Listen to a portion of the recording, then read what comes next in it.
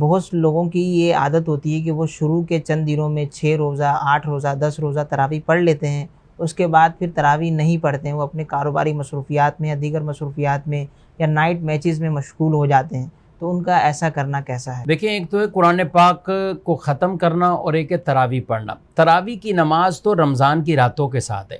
اس لیے جب 27 روزہ بھی ختم ہو جاتا ہے تو اس کے بعد 2 دن یا 3 دن تراویح تو پڑھی جاتی ہے۔ صحیح۔ تو اس کا اس سے تعلق یوں نہیں ہے کہ آپ تراویح کی نماز ہی نہ پڑھیں،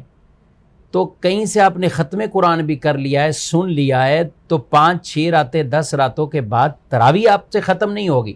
بلکہ وہ تراویح کی نماز آپ کو اسی طریقے سے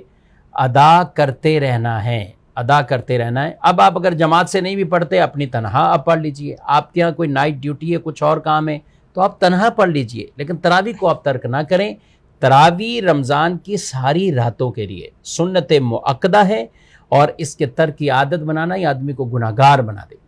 تو اس لیے اس گناہ سے بچتے ہوئے تمام مرد بھی اور عورتیں بھی، اور بالخصوص وہ لوگ جو 5 روزہ 6 روزہ پڑھیں اور اس کے بعد یہ کرکٹ میں مشغول ہو جائیں، کھیل کود میں مشغول ہو جائیں، تو وہ تو ایک تو رمضان کی راتوں کا تقدس پامال کر رہے ہوتے ہیں، دوسروں کی عبادتوں کے اندر خلل کا باعث بن رہے ہوتے ہیں، اور خود بھی کئی اعتبار سے گناہگار ہو رہے ہوتے ہیں۔ تو لہذا ان چیزوں میں اپنے آپ کو مشغول بالکل نہیں رکھنا۔ یہ لمحات وہ ہیں جن کو غنیمت جانتے ہوئے اللہ اور اس کے رسول کو راضی کرنا ہے، اور تراویح کی نماز بہرحال بالکل بھی ترک نہیں کرنی۔